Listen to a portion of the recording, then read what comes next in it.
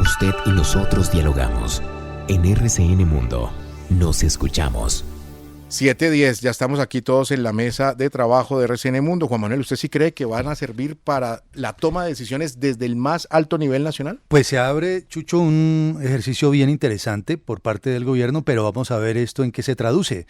Porque, entre otras cosas, lo que planteó anoche el presidente es que lo que se converse allí y lo que eventualmente se decida por consenso debe servir para configurar el Plan Nacional de Desarrollo. El Plan Nacional de Desarrollo tiene que presentarse a más tardar a comienzos del próximo año. Hay un plazo estipulado. Entonces hay que ver realmente para qué es este ejercicio, realmente cuál es la intencionalidad de este ejercicio y si desde Planeación Nacional van a poder adecuar toda la información que se reciba para ese plan de desarrollo. José Manuel, crea una expectativa enorme en los territorios Gustavo Petro al hacer este anuncio. Son 50 zonas del país. Sí, sin duda, Chucho y Juan Manuel. A mí me gusta el ejercicio en principio y por principio de participación popular en lo que tiene que ver con un plan nacional de desarrollo así, participativo, que se ventile con la gente, pero que luego vaya al Congreso y que al final se respeten esos procedimientos y que el Congreso tenga la potestad para discutir allí lo que se lleve sin ese prurito de que, no, este es el plan de desarrollo de la gente y entonces ustedes no pueden modificarlo de ninguna manera, señores congresistas.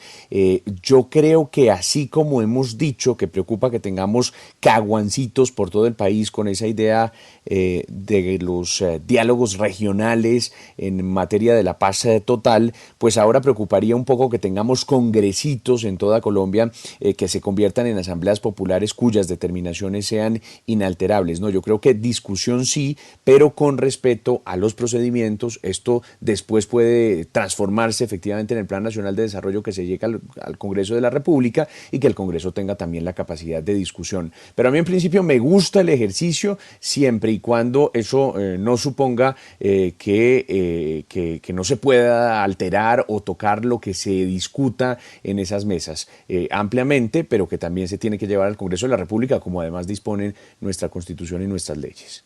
Rafael Nieto, esto tiene padrino, tiene responsable, sector responsable. Por ejemplo, para lo de mañana, Canal del Dique, el sector responsable es transporte y el padrino es Guillermo Reyes.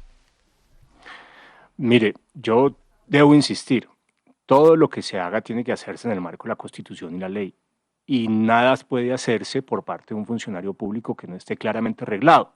Y por tanto, todas las iniciativas tienen al final que respetar las competencias de cada una de las entidades, del Ejecutivo y dentro del Ejecutivo de cada uno de los ministerios y del Congreso. El Plan Nacional de Desarrollo pues, no lo aprueba el Gobierno Nacional, se aprueba en el Congreso de la República. Estas iniciativas, Chucho, de ir a las comunidades no son nuevas. Recuerdo muchísimo el PNR del presidente Barco y de ahí en adelante. Y tampoco es nuevo el diálogo con las comunidades. Acuérdense ustedes de los consejos comunitarios del presidente Uribe, que recorrió el país en ese ejercicio una y otra vez. Acá lo que parece ser nuevo es la idea de que el resultado de esos diálogos es obligatorio. Pero lo curioso es que no puede serlo, porque no son espacios en los que se puedan tomar decisiones en el marco del Estado de Derecho. En esos diálogos se establecen prioridades, se determina qué puede necesitar o no la comunidad que está ahí representada. Hay que tener siempre en cuenta que no se puede dejar por fuera a los que no asistieron, es decir, a la comunidad que no queda representada en esos diálogos, pero que sí tiene representación política en los consejos, en los departamentos y en el Congreso. De manera que sí, yo aplaudo la idea de que se hable con las comunidades, en eso coincido plenamente con José Manuel, hay que mirar al final esto cómo se come. Andrés Espinosa, ¿cómo garantizar que lo que la comunidad necesita sea transmitido de la mejor manera, pero también puesto en la práctica y en la realidad? Pues yo coincido con lo que se ha dicho por Rafael y José Manuel. Diálogo sí, concertación sí, porque estos diálogos y la concertación son fuentes, son la madre de las buenas políticas públicas de un buen gobierno. Sin embargo, creo que la trampa está en el hecho de que sea vinculante, porque eso crea una obligación. Cuando el pueblo va a una especie de asamblea, diálogo regional, y le dicen que lo que allí se pide y se decida tiene carácter vinculante y por tanto obliga al gobierno central y de hecho al Congreso Nacional, pues puede pasar una de dos cosas. O no se puede hacer, y en este caso genera una gran frustración, o si se hace, se comete un acto ilegal porque solamente el Congreso puede aprobar el plan de desarrollo. Entonces, a mí me preocupa mucho el hecho de que sean vinculantes. Los consejos comunales del presidente Uribe, que desarrolló todos los sábados durante 8 años, no tenían carácter vinculante, era oír a las regiones, estar cerca al país, a la Colombia profunda, si la quieren llamar así. Pero el hecho de que esto sea planeación de abajo hacia arriba, es decir, del pueblo hacia el Estado, del pueblo hacia el gobierno, y que eso sea vinculante, a mí me parece que no solamente es preocupante, sino que realmente puede generar mucha frustración nacional, porque definitivamente, como dice Rafael, esto tiene que hacerse de acuerdo con la Constitución y la ley. Y el plan de desarrollo no lo hace el gobierno, lo aprueba una ley del Congreso. Vlado. Pues yo creo que es un ejercicio, como decía José Manuel, interesante. Falta ver cuando se dice vinculante, ¿es vinculante para quién? ¿Vinculante para las autoridades locales? ¿Vinculante para el DNP? ¿Vinculante para el Congreso o para las más altas esferas del gobierno como el gobierno nacional, los ministerios, la propia presidencia? Ahí habría que ver cómo es que esa vinculación se vuelve realidad. ¿Cómo es? Porque cuando decimos vinculante quiere decir que se establece como un mandato de acoger unas sugerencias, de acoger unas propuestas. ¿Cómo se van a discutir? ¿Qué pasaría, perdón Chucho Sí, ¿no? y Vlado la interrupción, qué pasaría si en el diálogo regional vinculante del departamento del Cauca se acuerda que no haya fuerza pública ahí Sí, de cara a la resolución de los conflictos? porque hay falta ver si tiene que ver con propósitos más políticos o con obras concretas, con construcción de obras, con desarrollo de temas locales. Es complejo, es interesante, falta que lo veamos andando, a ver cómo empieza a funcionar. 7:18, precisamente queremos saludar a esta hora en RCN Mundo al ministro de Transporte, Guillermo Reyes, porque él, como lo decíamos hace unos minutos, es el padrino, según lo ha dispuesto el presidente Gustavo Petro, y es el encargado de ese sector que empieza mañana con estos diálogos regionales. Empiezan en el canal del Dique, en el municipio de Turbaco. Bienvenido, ministro, a RCN Mundo. Buen día. Jesús, Juan Manuel y a todos los de la mesa, buenos días. Así es, mañana vamos a estrenar este modelo de diálogo, de conversación con las comunidades, con las regiones. Lo vamos a hacer en Turbaco, una zona influenciada por el río Magdalena, con el propósito pues de escucharlos. Ya el proceso debió comenzar con el contacto con las comunidades, con la presentación de las propuestas, de sus ideas, de lo que tienen, de las necesidades, y bueno, la idea es que mañana estemos presencialmente en Turbaco como ministros, llevándoles el mensaje y escuchándolos a lo largo del día, tanto presencial como virtualmente. Ministro Reyes, ¿qué significa la palabra vinculante sobre la cual estábamos conversando y debatiendo aquí en RCN Mundo antes de entrar a conversar con usted?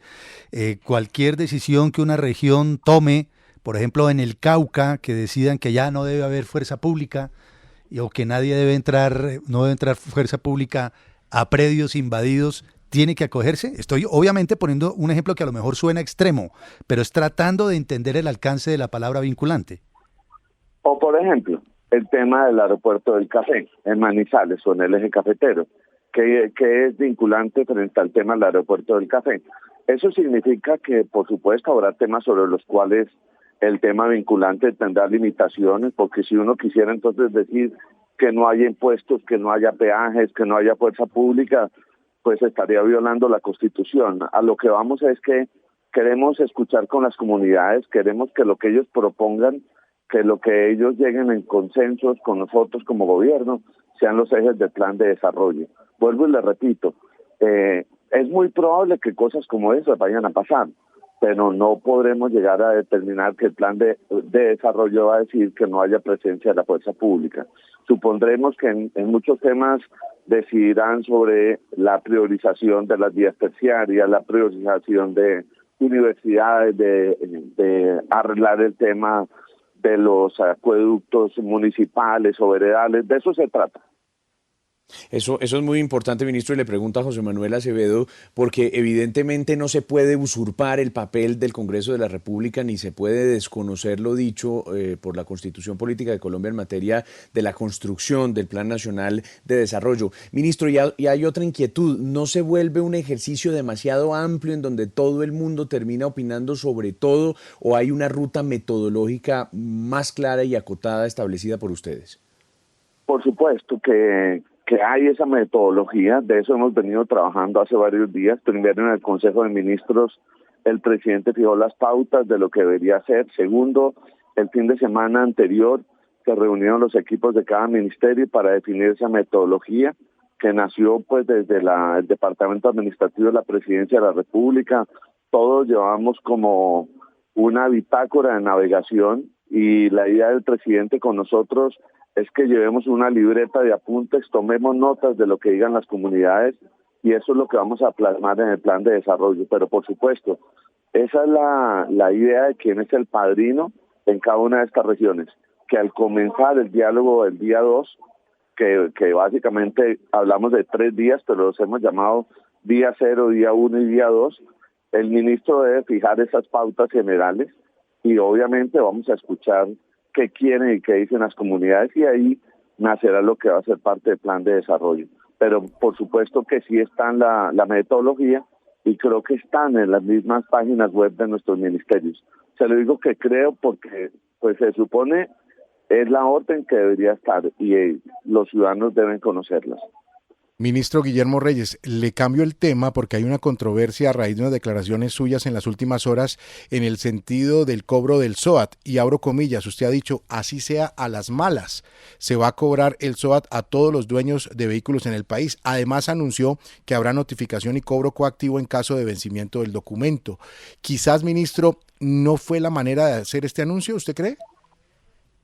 Bueno, quizá fue tomada fuera de contexto las palabras de lo que yo estaba diciendo en la asamblea de FASECOL, de las aseguradoras, y es que no es justo que en este país más del 55% de quienes conducen vehículos o son propietarios de los mismos y motocicletas, camiones, buses, no paguen el SOAT poniendo en riesgo la vida de los demás. A mí me parece no solo que es algo que no puede ocurrir, que es casi que una conducta que raya en un delito, porque estamos poniendo en riesgo la vida de los demás. Eso fue lo que quise decir. Y lo llevé al punto de señalar que vamos a llegar, como ocurren muchas cosas, a las mismas, los mismos domicilios de las personas para efectos de cobrar este SOAT. Mire la situación en la que estamos. Las aseguradoras dicen que ante esta situación no se pueden vender los SOAT. Entonces caemos en una situación bastante complicada. Y bueno, quizás si a las malas se malinterpretó, esto es lo que yo quise decir y lo dije en la asamblea de ayer. Ministro Reyes, a propósito de controversias, como decía Jesús Prado hace unos instantes, hay otra que sigue abierta porque hay una carta firmada por más de 300 académicos o docentes dirigida al presidente Petro, a la vicepresidenta Francia Márquez, en donde insisten en que ven con preocupación su nombramiento como ministro, dadas, abro comillas, las evidencias que existen de los plagios que cometió en numerosas ocasiones. ¿Qué dice usted frente a esa carta? ¿Ha pensado usted en renunciar o usted insiste en que no hubo plagio en su vida académica? Yo no pienso porque tengo que renunciar, si es que esto es una cosa que llevan en esto varios años y obviamente yo tengo las pruebas contrarias, pero yo no me voy a desgastar más en esto. Yo dije que no volví a hablar de eso porque en la medida que hablo ellos siguen haciendo lo mismo. Entonces la verdad que en eso no quiero decir nada más diferente a que han desconocido una obra que se publicó después donde todas las cosas que se habían afirmado las corrigió la editorial. Pero dejémoslo ahí, ¿le parece?